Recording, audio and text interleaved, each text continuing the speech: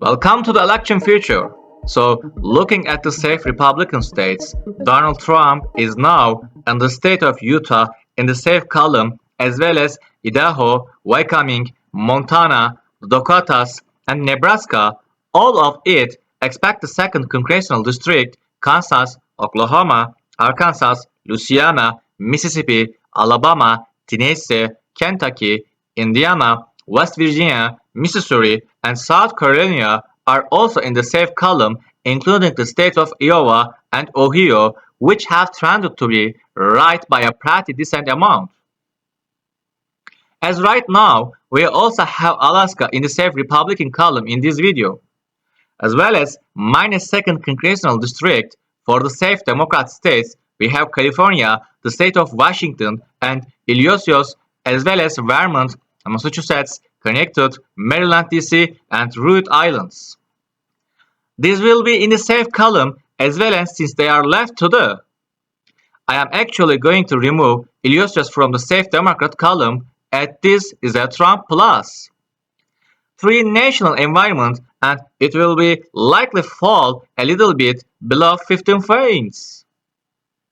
Looking at the likely Democrat states, we have Oregon, Colorado, Illinois, New York, New Jersey, and New Delaware, as well as minus first congressional districts.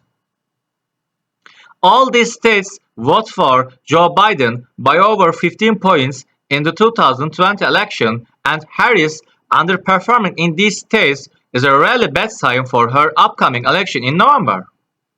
Considering that she needs as many votes as possible to defeat the former president, who is effectively the semi-incumbent candidate of this race. Harris' challenges are significant, RFK taking away votes from Donald Trump after Biden's dropout of the race just goes show that Trump is more of incumbent candidate this time around. Now, looking all these states here, Hawaii will be also in the safe Democrat column, and Nebraska 2nd Congressional District will be addressed shortly. What I am going to do now is consider all the states that are blank. We have our moving averages for these states for the 2024 election, which have constructed to eliminate as much polling bias as possible. And these will be used to dictate our election predictions. Looking at the state of Texas first, we have shocking prediction out of Texas right now. This is very little data from the state with only two major polls conducted with Trump and with Harris. This data is somewhat undermining, but we have electorates that are either tied or just very non-Republican.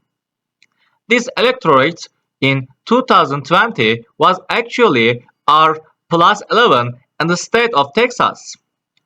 Kamala Harris's radical ideas keep ending in tragedy. Harris raised money to fund the release of violent criminals like. We are projecting about R plus 13 due to the border and certain issues influencing the electorate to probably be slightly more Republican next cycle.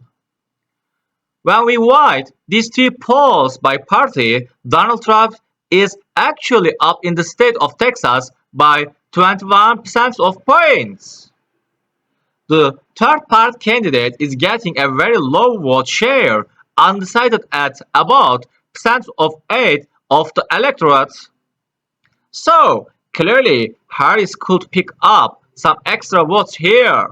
Kennedy really doesn't have much of an impact right now on the state of Texas, and again, this one is a bit loser because we don't have that much data to go off.